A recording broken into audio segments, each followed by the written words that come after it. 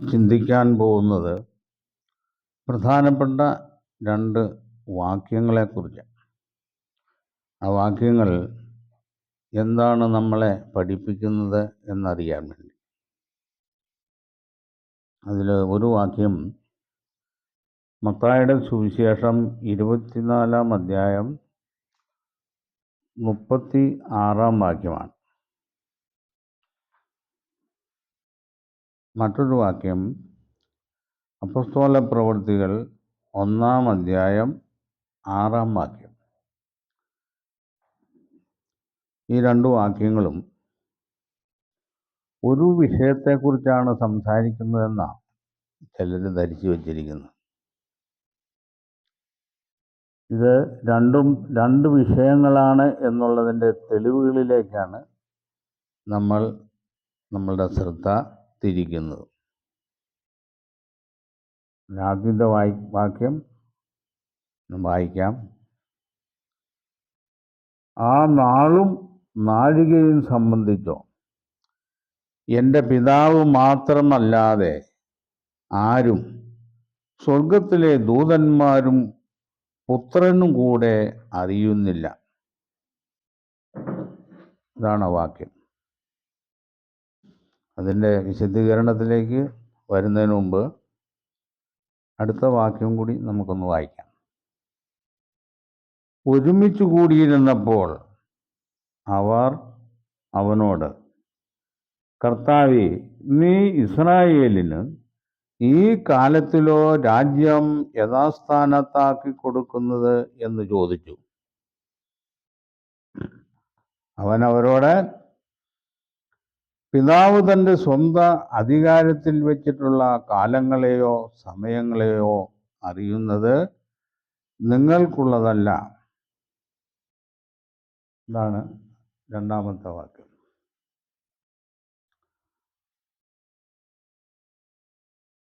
ഒന്നാമത്തെ വാക്യത്തിൽ ആ നാളും നാഴികയും സംബന്ധിച്ച് എന്നാണ്. ഒരു പ്രത്യേക കാര്യം സംഭവിക്കുവാൻ ഉള്ള സമയം, അതാണ് നാള് നാഴിക. അത് പിതാവിന് മാത്രമേ അറിവുള്ളൂ എന്നാണ്.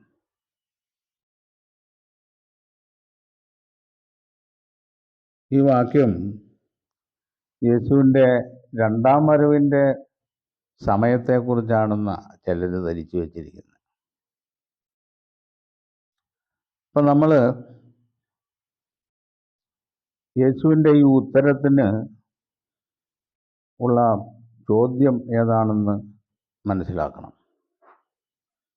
ഈ ഉത്തരം പറയാനുള്ള ശിഷ്യന്മാരുടെ ചോദ്യം 24-ാം അധ്യായം 1-ഉം 2-ഉം വാക്യം നമ്മൾ പരിശോധിക്കുമ്പോൾ മനസ്സിലാവും.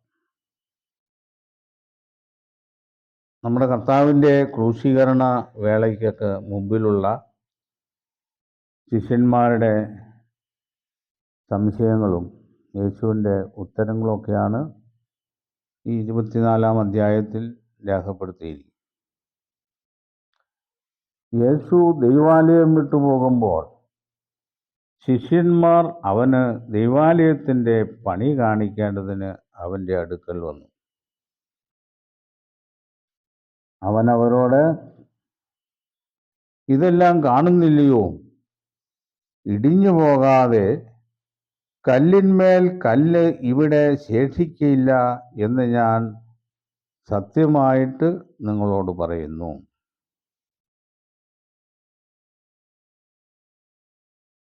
അപ്പോൾ അതിൻ്റെ ശേഷം അവൻ ഒലിവുമലയിലിരിക്കുമ്പോൾ ശിഷ്യന്മാർ തനിച്ച് അവൻ്റെ അടുക്കൽ വന്നു. അത് എപ്പോൾ സംഭവിക്കുമെന്നും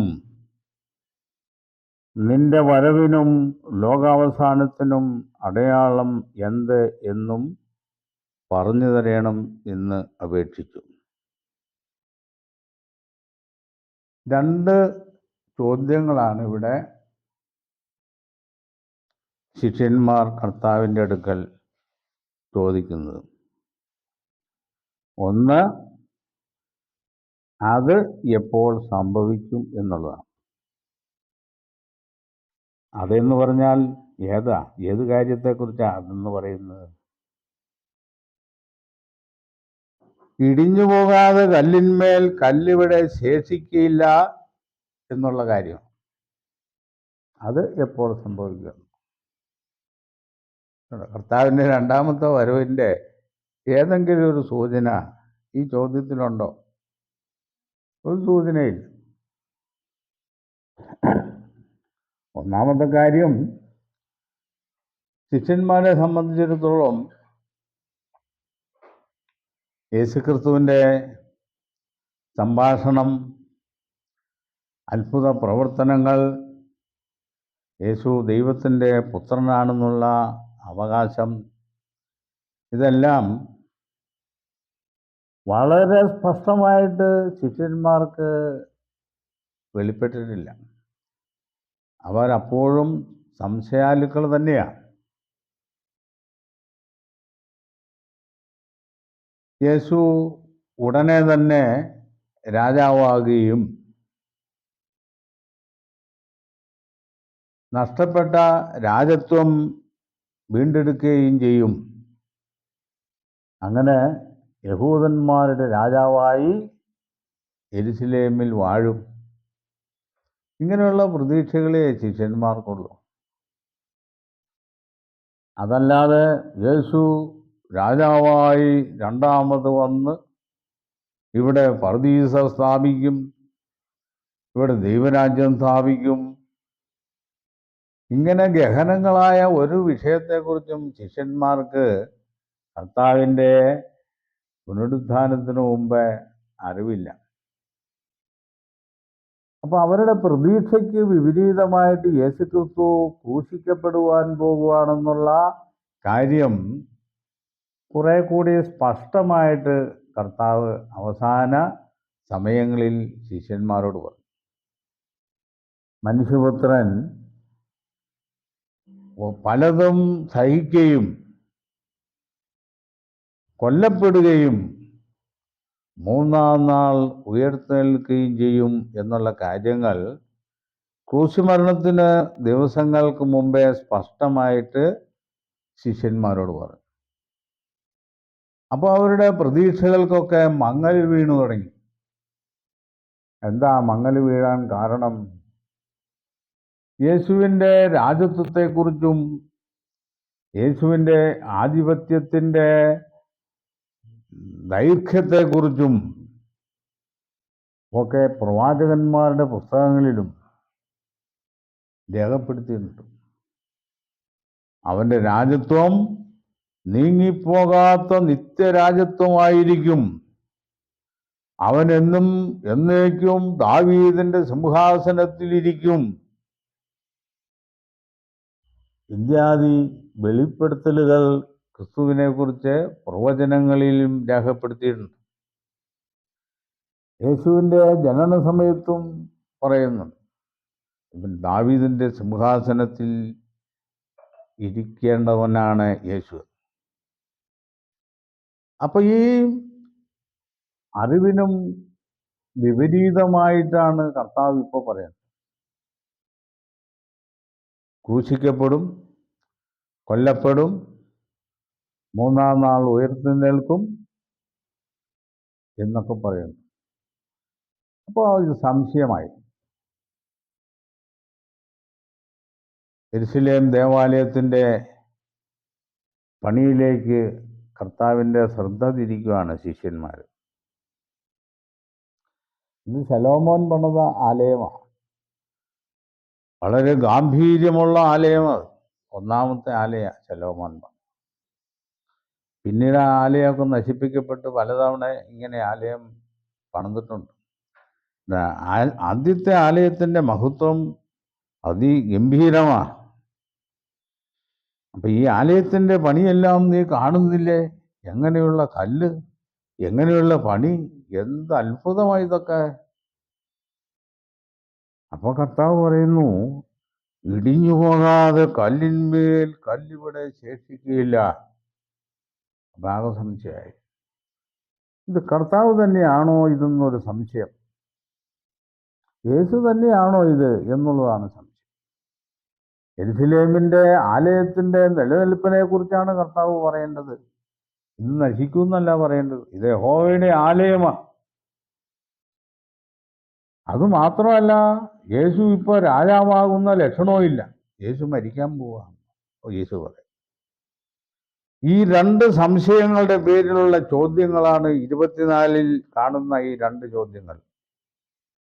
ഈ രണ്ട് ചോദ്യങ്ങളും ദൈവത്തിൻ്റെ രാജ്യത്തെക്കുറിച്ചോ കർത്താവിൻ്റെ രണ്ടാമത്തെ വരവിനെക്കുറിച്ചോ ഉള്ള ചോദ്യങ്ങളല്ല. അതിനുള്ള ഉത്തരവുമല്ല യേശുക്രിസ്തു ഈ അധ്യായത്തിൽ പറയുന്നത്. ഇതൊരു വളരെ പ്രധാനപ്പെട്ട കാര്യങ്ങൾ ഉൾക്കൊള്ളുന്ന ഒരു അധ്യായമാണ്. മത്തായിയുടെ സുവിശേഷം 24-ാം അധ്യായം, മർക്കോസിന്റെ സുവിശേഷം 13-ാം അധ്യായം, ലൂക്കോസിന്റെ സുവിശേഷം 21-ാം അധ്യായം, ഈ 3 അധ്യായങ്ങളും ചേർത്ത് വെച്ചുകൊണ്ട് വളരെ കൃത്യമായി പഠിക്കേണ്ട വിഷയങ്ങളാണ് ഇതിനകത്ത് രേഖപ്പെടുത്തിയിരിക്കുന്നത്. അപ്പൊ ഈ രണ്ട് കാര്യത്തിനും കർത്താവ് ഈ 24-ാം അധ്യായത്തിൽ ഉത്തരം പറയുന്നു. അത് ഒരു സംശയം, ഇത് യേശു തന്നെയാണ് എന്നുള്ള കാര്യത്തിനാണ് സംശയം. മറ്റത് അടുത്ത ചോദ്യം, ഈ യെരുശലേമിന്റെ നാശം എപ്പോൾ സംഭവിക്കും എന്നുള്ളതാണ് ചോദ്യം. അപ്പൊ അതിനുള്ള മറുപടി, യെരുശലേമിന്റെ നാശം സംഭവിക്കുന്ന കാര്യത്തെക്കുറിച്ചുള്ള മറുപടി കർത്താവിടെ 24-36 പറയുന്നതാണ്. ആ നാളും നാഴികയും സംബന്ധിച്ചോ എൻ്റെ പിതാവ് മാത്രമല്ലാതെ ആരും സ്വർഗത്തിലെ ദൂതന്മാരും പുത്രനും കൂടെ അറിയുന്നില്ല എന്നാണ്. യെരുശലേമിന്റെ നാശം സംഭവിക്കുന്ന കാര്യം ഇവിടെ പുത്രനും കൂടെ അറിയുന്നില്ലെന്ന് പറയാനുള്ള കാരണം എന്താ? കർത്താവിനെ അറിയാൻ മേലാഞ്ഞിട്ടല്ല. അതിൻ്റെ സമയത്തെക്കുറിച്ച് അവരോട് പറഞ്ഞാൽ ഇവർക്ക് ഉള്ള വിശ്വാസവും കൂടെ നഷ്ടപ്പെടും. അവര് എല്ലാം വിട്ട്, യേശുവിനെയും യേശുവിൻ്റെ ഉപദേശങ്ങളെയും വിട്ട് അവര് നഷ്ടപ്പെട്ടു പോകും എന്നുള്ളതാണ്. അതുകൊണ്ട് കർത്താവ് ആ നാളും നാഴികയും സംബന്ധിച്ച് പിതാവിന് മാത്രമേ അറിയാവുള്ളൂ എന്ന് പറഞ്ഞ് ഒഴിവായി. യഥാർത്ഥത്തിൽ യെരുശലേമിന്റെ ഈ നാശം സംഭവിക്കുന്നത് AD 70-ലാണ്. AD 70-ൽ റോമൻ സൈന്യം യെരുശലേമിനെ ആക്രമിച്ചു. റോമൻ സൈന്യാധിപനായിരുന്ന തീത്തൂസ് യെരുശലേമിനെ വളഞ്ഞു. അതിലെ ആളുകളെ വാളിനിരയാക്കി, കുറെ പേരെ ബദ്ധരാക്കി. അങ്ങനെ യെരുശലേം ദേവാലയം തീ വെച്ച് ചുട്ട് നശിപ്പിച്ചു കളഞ്ഞു.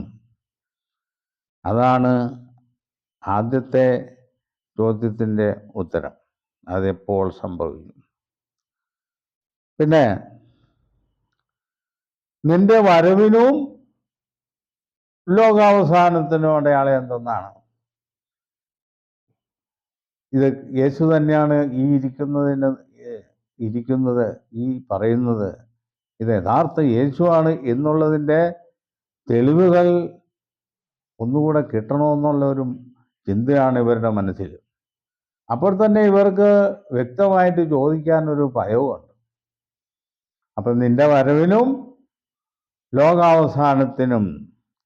ഇവിടെ ലോകാവസാനം എന്ന് പറഞ്ഞാൽ അങ്ങനെ ലോകം അവസാനിക്കുന്ന കാര്യമല്ല. ഇവിടെ ഇതിന് എൻഡ് ഓഫ് ദി ഏജ് എന്നാ എൻ്റെ ഇംഗ്ലീഷിൽ. യുഗാവസാനം എന്നാ ഇത് ഈ വാക്യം കൃത്യമായിട്ട് പരിഭാഷ ചെയ്യേണ്ടത്. നിന്റെ വരവിനും യുഗാവസാനത്തിനും അടയാളം എന്ത്? അപ്പോൾ യുഗാവസാനത്തിൻ്റെ അടയാളം ഏത് യുഗത്തിൻ്റെ അവസാനം എന്നാണ് ചോദ്യം വരുന്നത്. അതായത് ന്യായപ്രമാണ യുഗത്തിൻ്റെ അവസാനം. ന്യായപ്രമാണ യുഗത്തിൻ്റെ അവസാനം എന്ന് പറയുന്നതിൻ്റെ തെളിവെന്താ? ന്യായപ്രമാണവും പ്രവാചകന്മാരും യോഹന്നാൻ വരെ എന്നാണ് എഴുതിയിരിക്കുന്നത്. യോഹന്നാന്റെ കാലം മുതൽ പിന്നീടുള്ള കാലം പുതിയ പ്രമാണത്തിൻ്റെ കാലമാണ്, യേശുവിൻ്റെ പ്രമാണത്തിൻ്റെ കാലമാണ്. അതാണ് ന്യായപ്രമാണ യുഗത്തിൻ്റെ അറുതി. അതാണ് നിന്റെ വരവിനും യുഗാവസാനത്തിനും അടയാളം. അപ്പോൾ യോഹന്നാന്റെ മരണത്തോടുകൂടി ന്യായപ്രമാണ യുഗം അവസാനിച്ചു. യോഹന്നാൻ യേശുക്രിസ്തുവിനെ ചൂണ്ടിക്കാണിക്കുന്നു. ഇതാ ലോകത്തിന്റെ പാപം ചുമക്കുന്ന ദൈവത്തിന്റെ കുഞ്ഞാട്. അതുകൊണ്ട് ഇനി ന്യായപ്രമാണ പ്രകാരമുള്ള ബലികർമ്മങ്ങൾ ഇനി ആവശ്യമില്ല. യെരുശലേം ദേവാലയത്തിൽ ആയിരക്കണക്കിന് മൃഗങ്ങളെ അറുക്കുന്ന ബലിക്ക് ഇനി ആവശ്യമില്ല. ആ ബലിയെ ഏത് ബലിയെയാണ് സൂചിപ്പിക്കുന്നുവോ ആ ബലിപുരുഷൻ ഇതാ വന്നു കഴിഞ്ഞു. ഇതാ ലോകത്തിന്റെ പാപം ചുമക്കുന്ന ദൈവത്തിന്റെ കുഞ്ഞാട് എന്ന് പറഞ്ഞ് ന്യായപ്രമാണത്തിനും ന്യായപ്രമാണ യുഗത്തിനും അറുതി വന്നു എന്നുള്ളതാണ്. അതാണ് ലോകാവസാനം എന്നുള്ളത്. പിന്നെ നിന്റെ വരവിന് ഉള്ള അടയാളമാണ്. കർത്താവ് പറഞ്ഞു, ഞാൻ ക്രിസ്തു എന്ന് പറഞ്ഞ് അനേകർ എൻ്റെ വേറെടുത്തു വന്ന് പലരെയും തെറ്റിക്കും. കർത്താവ് പറയാണ്, നിങ്ങളിപ്പോൾ അറിഞ്ഞിരിക്കുന്നത് യഥാർത്ഥമായ ക്രിസ്തുവാകുന്ന എന്നെയാണ്. ഞാൻ ദൈവത്തിൻ്റെ പുത്രനാണ്. നിങ്ങൾ അറിഞ്ഞിരിക്കുന്നത് ഇപ്പോൾ ശരിയാണ്. അതുകൊണ്ട് എൻ്റെ ശേഷം അനേകർ എൻ്റെ പേരെടുത്തു വന്ന് പലരെയും തെറ്റിക്കും. അപ്പം നിങ്ങളിപ്പോൾ നിൽക്കുന്നത് ശരിയല്ലേ? ശരിയിൽ ആകുന്ന കൊണ്ടാണല്ലോ തെറ്റിക്കും എന്ന് പറഞ്ഞേ. അപ്പം ഞാൻ തന്നെയാ ദൈവപുത്രൻ എന്നുള്ളത് നിങ്ങൾ വിശ്വസിച്ചിരിക്കുന്നു, അതാണ് ശരി. ആ ശരിയിൽ നിന്ന് നിങ്ങളെ തെറ്റിക്കാൻ അനേകം ക്രിസ്തുക്കൾ ഇനി വരുമെന്ന്. വരുമ്പോൾ ഓർത്തോളണം, ഈ ഞാൻ തന്നെയാണ് യഥാർത്ഥ ക്രിസ്തു എന്ന് നിങ്ങൾ ഓർത്തുകൊള്ളണം. അതാ എൻ്റെ വരവിൻ്റെ അടയാളം എന്ന് പറയും. അപ്പം രണ്ട് കാര്യത്തിനും അടയാളമായി. നിങ്ങൾ എന്നിട്ട് കർത്താവ് മറ്റേ ചോദ്യത്തിലേക്ക് വീണ്ടും പോവുക. ഏത്? യെരുശലേമിൻ്റെ നാശത്തെക്കുറിച്ച്. അതെപ്പോൾ സംഭവിക്കും എന്നുള്ള കാര്യത്തിൻ്റെ കുറെ കൂടെ നിർവചനത്തിലേക്ക് കർത്താവ് വരും അടുത്ത വാക്യത്തിൽ.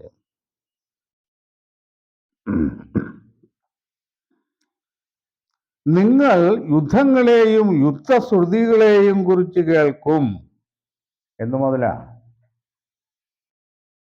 ഇവിടെ മുകളിലൊരു വാക്യം പറയുന്നുണ്ട്. 24:13-15 പറയുന്ന വാക്യം നമ്മൾ ഇപ്പോൾ ഒന്ന് ശ്രദ്ധിക്കേണ്ടത് ആവശ്യമാണ്. 24:15 എന്നാൽ ദാനിയേൽ പ്രവാചകൻ മുഖാന്തരം അരുളി ചെയ്തതുപോലെ ശൂന്യമാക്കുന്ന മ്ലേച്ഛത വിശുദ്ധ സ്ഥലത്തിൽ നിൽക്കുന്നത് നിങ്ങൾ കാണുമ്പോൾ വായിക്കുന്നവൻ ചിന്തിച്ചു കൊള്ളട്ടെ. വായിക്കുന്നവൻ എന്താ ചിന്തിക്കേണ്ടത്? ദാനിയേൽ പ്രവാചകൻ മുഖാന്തരം ദൈവം അരുളി ചെയ്തിരിക്കുന്ന ഒരു കാര്യം, ശൂന്യമാക്കുന്ന മ്ലേച്ഛത വിശുദ്ധ സ്ഥലത്ത് നിൽക്കും എന്ന് പറഞ്ഞിരിക്കുക. അതിൻ്റെ നിവൃത്തി യേശുവിൻ്റെ ഒന്നാം വരവിലാണ്. യെരുശലേമിനെ ശൂന്യമാക്കുന്ന മ്ലേച്ഛത. യെരുശലേം വിശുദ്ധ നഗരമാണ്. യെരുശലേം ഇസ്രായേലിന് പുണ്യ നഗരമാണ്. അതിനെ ശൂന്യമാക്കുന്ന മ്ലേച്ഛത, അത് ഇസ്രായേൽ യഹൂദൻ ക്രിസ്തുവിനെ തള്ളിക്കളഞ്ഞു എന്നുള്ളതാണ്. ശൂന്യമാക്കുന്ന മ്ലേച്ഛത അത് വിശുദ്ധ സ്ഥലത്ത് സംഭവിച്ചു. AD 33 വയസ്സിൽ കർത്താവിനെ ക്രൂശിക്കുമ്പോൾ ദാനിയേൽ പ്രവാചകൻ പറഞ്ഞതിൻ്റെ നിവൃത്തിയായി. അതുകൊണ്ട് വായിക്കുന്നവൻ ചിന്തിച്ചു കൊള്ളട്ടെ. അന്ന് യഹൂദിയിലുള്ളവർ മലകളിലേക്ക് ഓടിപ്പോകട്ടെ. വീട്ടിൽ ഇരിക്കുന്നവൻ വീട്ടിലുള്ളത് എടുക്കേണ്ടതിന് ഇറങ്ങരുത്. വയലിലുള്ളവൻ വസ്ത്രമെടുപ്പാൻ മടങ്ങിപ്പോകരുത്. ആ കാലത്ത് ഗർഭിണികൾക്കും മുല കുടിപ്പിക്കുന്നവർക്കും അയ്യോ കഷ്ടം. എന്നാൽ നിങ്ങളുടെ ഓടിപ്പോക്ക് ശീതകാലത്തിലോ ശബത്തിലോ സംഭവിക്കാതിരിപ്പാൻ പ്രാർത്ഥിപ്പിൻ. ലോകാരംഭം മുതൽ ഇന്നുവരെയും സംഭവിച്ചിട്ടില്ലാത്തതും ഇനിമേൽ സംഭവിക്കാത്തതുമായ വലിയ കഷ്ടം അന്ന് ഉണ്ടാകും. ഇത് ഇസ്രായേലിനെ സംബന്ധിക്കുന്ന കാര്യമാണ്. ഇത് ലോകരാജ്യങ്ങൾക്ക് മുഴുവൻ സംഭവിക്കുന്ന കാര്യമല്ല. ഇസ്രായേൽ ജാതി രൂപപ്പെട്ടതിന് ശേഷം ഇതുപോലെ വലിയ കഷ്ടമുള്ള ഒരു സംഗതി ഇസ്രായേലിന് സംഭവിച്ചിട്ടില്ല. ഇസ്രായേൽ യേശുക്രിസ്തുവിനെ തള്ളിക്കളഞ്ഞു എന്നുള്ളതാണ് ആ വലിയ ഇസ്രായേലിൻ്റെ ദുഷ്ടത. അതിനുള്ള ശിക്ഷ, അതിനുള്ള നടപടികൾ ദൈവം ആരംഭിച്ചു കഴിഞ്ഞു എന്നുള്ളതാണ്. അതിൻ്റെ പ്രാരംഭ ലക്ഷണങ്ങളെക്കുറിച്ചൊക്കെയാണ് ഇവിടെ രേഖപ്പെടുത്തിയിരിക്കുന്നത്. അതുകൊണ്ട് ആ നാളുകൾ ചുരുങ്ങാതിരുന്നാൽ ഒരു ജഡവും രക്ഷിക്കപ്പെടുകയില്ല. മൃതന്മാർ നിമിത്തമോ ആ നാളുകൾ ചുരുങ്ങും. അപ്പൊ റോമൻ സൈന്യം വന്ന് യെരുശലേമിനെ ആക്രമിക്കുകയും അതിനെ നിരോധിക്കുകയും ചെയ്യുന്ന കാലം, അതെല്ലാം യേശുവിനെ ഇസ്രായേൽ തള്ളിക്കളഞ്ഞതിൻ്റെ ശിക്ഷയുടെ ഭാഗമായി വരുന്ന കാര്യങ്ങളാണ്. അന്ന് ആരാണ് നിങ്ങളോട് ഇതാ ക്രിസ്തു ഇവിടെ അല്ല അവിടെ എന്ന് പറഞ്ഞാൽ വിശ്വസിക്കരുത്. കള്ളക്രിസ്തുക്കളും കള്ളപ്രവാചകന്മാരും എഴുന്നേറ്റ് കഴിയുമെങ്കിൽ വൃതന്മാരെയും തെറ്റിപ്പാനായി വലിയ അടയാളങ്ങളും അത്ഭുതങ്ങളും കാണിക്കും. ഇതാരെ തെറ്റിക്കാനാ? ദൈവത്തിൻ്റെ യേശുക്രിസ്തുവിൻ്റെ ശിഷ്യന്മാരെയും മറ്റുള്ള വിശ്വാസികളെയും തെറ്റിക്കാനായിട്ട് കള്ളക്രിസ്തുക്കളും കള്ളപ്രവാചകന്മാരും അവിടെ സന്നിഹിതരാകും. നിങ്ങൾ വിശ്വസിക്കരുത്, നിങ്ങൾ തെറ്റിപ്പോകരുത്. ഇതെല്ലാം പറയുന്നത് കർത്താവാ. അതുകൊണ്ട് നിങ്ങൾ എന്നെ വിശ്വസിക്കാനാണ് കർത്താവ് പറയണേ. അപ്പൊ അതുകൊണ്ട് ആ വഴിയിൽ നിങ്ങൾ പോകരുത്. അതുകൊണ്ട് അടയാളങ്ങളും അത്ഭുതങ്ങളും കാണിക്കും. കർത്താവ് അടയാളവും അത്ഭുതവും കാണിച്ചില്ലേ? അതുപോലെ ചില അടയാളങ്ങളും അത്ഭുതങ്ങളും ഈ കള്ളക്രിസ്തുക്കളും കള്ളപ്രവാചകന്മാരും കാണിക്കും. നിങ്ങൾ വിശ്വസിക്കരുത്. ഞാൻ തന്നെയാണ് യേശു. ഇതാണ് എൻ്റെ വരവ്. എൻ്റെ വരവിൽ ഞാൻ പറയുന്ന കാര്യങ്ങൾ, ഞാൻ ചെയ്തിരിക്കുന്ന പ്രവർത്തനങ്ങൾ, അത് നിങ്ങൾ വിശ്വസിച്ചാൽ മതി എന്നാണ്. ഓർത്തുകൊള്ളുക, ഞാൻ മുമ്പ് കൂട്ടി നിങ്ങളോട് പറഞ്ഞിരിക്കുന്നു. ആകയാൽ നിങ്ങളോട് ഇതാ അവൻ മരുഭൂമിയിലെന്ന് പറഞ്ഞാൽ പുറപ്പെടരുത്.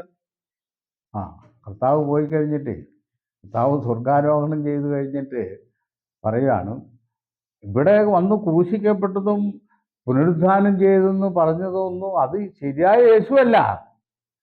അതുകൊണ്ട് ഞാനാണ് യേശു എന്ന് പറഞ്ഞ് പല കള്ളക്രിസ്തുക്കളും വരും. നിങ്ങൾ വിശ്വസിക്കരുത്. അവൻ മരുഭൂമിയിൽ എന്ന് പറഞ്ഞാൽ പുറപ്പെടരുത്. ഇതാ അറകളിൽ എന്ന് പറഞ്ഞാൽ വിശ്വസിക്കരുത്. ഉണ്ടോ? അപ്പം നിന്റെ വരവിനും അടയാളം, ലോകാവസാനത്തിനും അടയാളം. അപ്പം ഇങ്ങനെയുള്ള കാര്യങ്ങൾ അത് പിതാവ് തൻ്റെ സ്വന്തം അധികാരത്തിൽ വെച്ചിട്ടുള്ള കാര്യങ്ങളാണ്. സ്വർഗത്തിലെ ദൂതന്മാരും അറിയുന്നില്ല എന്ന് പറയും. അതിൻ്റെ മറ്റൊരു സൂചന താഴെ പറയുന്നത്, നോഹയുടെ കാലം പോലെ തന്നെ മനുഷ്യപുത്രന്റെ വരവാകും. അപ്പൊ ഇത് യേശുവിൻ്റെ രണ്ടാം വരവല്ലേ എന്നാണ്. നോഹയുടെ കാലം പോലെ മനുഷ്യപുത്രന്റെ വരവാകും. നോഹയുടെ കാലം പോലെ എന്ന് പറഞ്ഞാൽ എന്താ അതിൻ്റെ അർത്ഥം? നോഹയുടെ കാലത്ത് എന്താണ് ജലപ്രളയം കൊണ്ട് അന്നത്തെ ജനതയെ ദൈവം നശിപ്പിച്ചത്? മനുഷ്യന്റെ ദുഷ്ടത പെരുകി, അല്ലേ? മനുഷ്യന്റെ ദുഷ്ടത പെരുകി ആ ദുഷ്ടതയെ നശിപ്പിക്കാൻ വേണ്ടിയിട്ടാണ്, ആ ദുഷ്ടജനത്തെ നശിപ്പിക്കാൻ വേണ്ടിയാണ് ജലപ്രളയം വരുന്നത്. ഇവിടെ ആർക്കാ ദുഷ്ടത പെരുകിയിരിക്കുന്നത്? ഇസ്രായേലിന്, അല്ലേ? ഇസ്രായേലിന് ദുഷ്ടത പെരുകി. അവര് യഹോവയെയും യേശുക്രിസ്തുവിനെയും തള്ളിക്കളഞ്ഞു. അവർ റോമൻ സാമ്രാജ്യത്തോട് കൂട്ടുചേർന്നിട്ട് അവര് കർത്താവിനെ ക്രൂശിച്ചു കളഞ്ഞു. അപ്പൊ ഈ ദുഷ്ടതലമുറയ്ക്ക് ഒരു ശിക്ഷ ദൈവം നിശ്ചയിച്ചിട്ടുണ്ട്. ആ ശിക്ഷ നോഹയുടെ കാലത്ത് സംഭവിച്ചതുപോലുള്ള ശിക്ഷയാണ്. ഒരു വലിയ സംഹാരം ഇസ്രായേലിന് ദൈവം തീരുമാനിച്ചു. അത് നടക്കുന്നത് AD 70-ലാണ്. AD 70-ലെ കാര്യങ്ങളാണ് ഇവിടെ നമ്മൾ മുമ്പിൽ വായിച്ചത്. യെരുശലേം ദേവാലയം നശിപ്പിച്ചു. യഹൂദനെ ഒരു ജാതിയല്ലാത്ത നിലയിൽ അവരെ ചിതറിച്ചു കളഞ്ഞു. ഇങ്ങനെ ഇസ്രായേലിനൊരു ശിക്ഷാകാലം ഉണ്ടാകും എന്നുള്ളതിന് ഒരു പ്രവചനത്തിൽ തെളിവുണ്ട്. യെശയ്യാ പ്രവചനത്തിൽ പറയുന്നുണ്ട്. യെശയ്യാ 61-ൽ കർത്താവിൻ്റെ പ്രസാദവർഷവും പ്രതികാര ദിവസവും എന്ന് പറയുന്നു. യേശുക്രിസ്തുവിൻ്റെ പ്രസാദവർഷം, പ്രതികാര ദിവസം. എന്താണ് പ്രതികാരം? കർത്താവിനെ അവര് തള്ളിക്കളഞ്ഞു, കർത്താവിനെ അവർ ക്രൂശിച്ചു കളഞ്ഞതിൻ്റെ പേരുള്ള ശിക്ഷയാണ് പ്രതികാരം. ആ പ്രതികാര ദിവസമാണ് AD 70. ഈ പ്രതികാര ദിവസം എന്നാണ് വരുന്നത് എന്നുള്ള കാര്യത്തെക്കുറിച്ചാണ് കർത്താവ് പറഞ്ഞത്. അത് പിതാവിനെ അറിയാവുള്ളൂ എന്ന് പറഞ്ഞു. പിതാവിന് മാത്രമേ അറിയാവുള്ളൂ എന്ന് പറഞ്ഞത് അതുകൊണ്ടാണ്. അപ്പം അത് ഈ പറയുന്ന വിഷയങ്ങളിലൊന്നും കർത്താവിൻ്റെ രണ്ടാമത്തെ വരവിനെ കുറിച്ചോ ദൈവരാജ്യം സ്ഥാപിക്കുന്നതിനെ കുറിച്ചോ യാതൊരു സൂചനകളും ഇല്ലെന്ന് വേണം സ്ഥാപിക്കാൻ. ഉണ്ടെന്ന് സ്ഥാപിക്കാൻ യാതൊരു ന്യായവും ഇല്ലെന്നുള്ളതാണ് അതിൻ്റെ പ്രത്യക്ഷമായ വിശേഷത.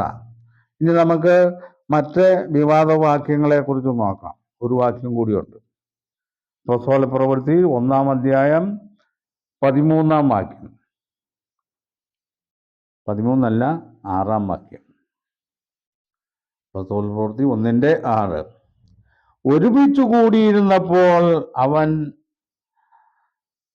അവർ അവനോട്, കർത്താവേ, നീ ഇസ്രായേലിന് ഈ കാലത്തിലോ രാജ്യം യഥാസ്ഥാനത്താക്കി കൊടുക്കുന്നത് എന്ന് ചോദിച്ചു. നീ ഇസ്രായേലിന് ഈ കാലത്തിലോ രാജ്യം യഥാസ്ഥാനത്താക്കി കൊടുക്കും. ഉടനെ തന്നെ ഇസ്രായേലിൻ്റെ രാജ്യത്വം, സിദെക്കീയാവിൻ്റെ കാലത്ത് നഷ്ടപ്പെട്ട രാജ്യത്വം ഉടനെ തന്നെ തിരിച്ചു കിട്ടുമോ എന്നുള്ളതാണ് ചോദ്യം. അവർക്കതാണ് ആവശ്യം. അത് തന്നെ അതിനൊരു തെളിവ്. സെബദി മക്കൾ അവരെയും കൊണ്ട് അവരുടെ അമ്മ കർത്താവിൻ്റെ അടുത്ത് ചെന്ന് ചോദിച്ചു, കർത്താവേ, നിന്റെ രാജ്യത്തിൽ ഒരുത്തൻ നിന്റെ ഇടത്തും ഒരുത്തൻ നിന്റെ വലത്തും ഇരിപ്പാൻ വരം നൽകണം എന്ന് പറഞ്ഞു. അപ്പം അവർക്ക് ഒരു ഭൗമികമായ ഒരു അനുഗ്രഹത്തിൻ്റെ പ്രതീക്ഷയാണ് അവരിൽ ഉണ്ടായത്. 2 മക്കളിൽ ഒരുത്തൻ ഇടത്തും ഒരുത്തൻ വലത്തും. യാക്കോബും യോഹന്നാനുമാണ്. അവരെ ഇടിമക്കൾ എന്ന് പറയണം. അമ്മ റെക്കമെൻഡ് ചെയ്യാനായിട്ട് കർത്താവിൻ്റെ അടുത്ത് കൊണ്ടുവന്നു. അപ്പം കർത്താവ് പറഞ്ഞു, ഞാൻ കുടിക്കുന്ന പാനപാത്രം കുടിപ്പാൻ നിങ്ങൾക്ക് കഴിയുമോ? കഴിയും.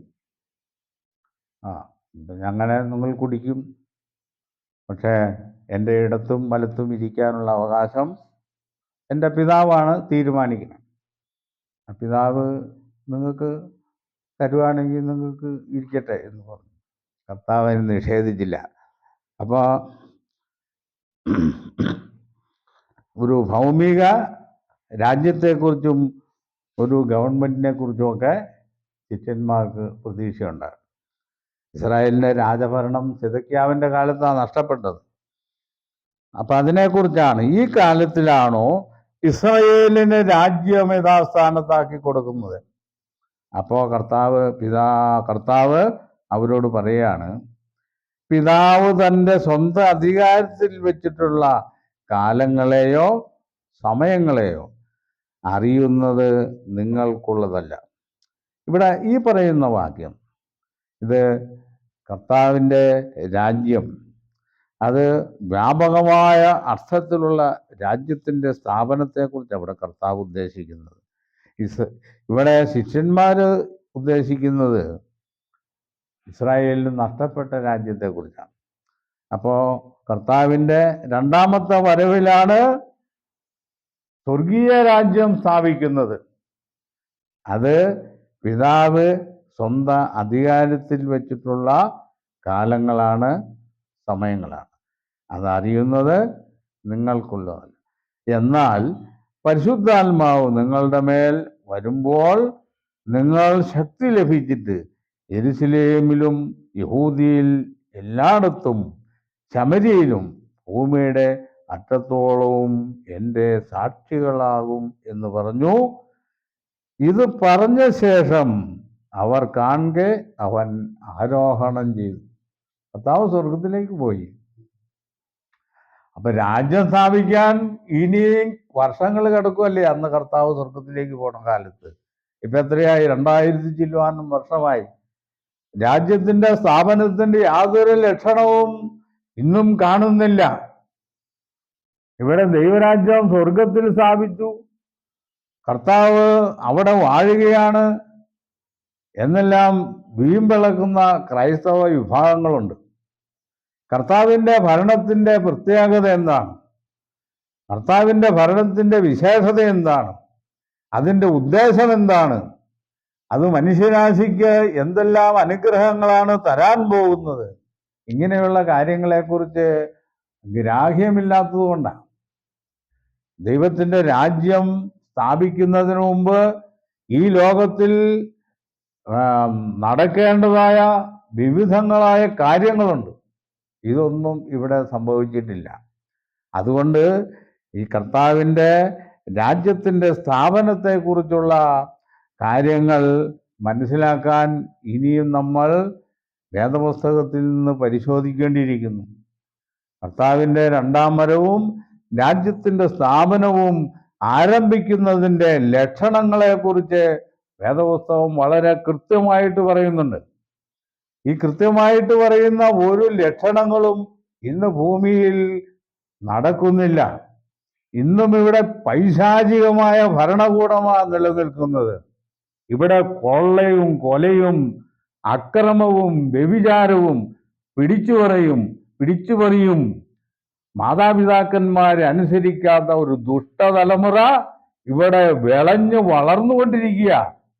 എന്നിട്ട് പറയാ സ്വർഗരാജ്യം സ്ഥാപിച്ചിരിക്കുന്നുവെന്ന്. കർത്താവിൻ്റെ ഭരണം ഇതൊന്നുമല്ല. കർത്താവിൻ്റെ ഭരണത്തിൻ്റെ വിശേഷതയെക്കുറിച്ച് നമുക്ക് അടുത്ത ദിവസങ്ങളിൽ ചിന്തിക്കാം. ഇത്രയും പറഞ്ഞുകൊണ്ട് ഈ വിഷയം അവസാനിപ്പിക്കാം.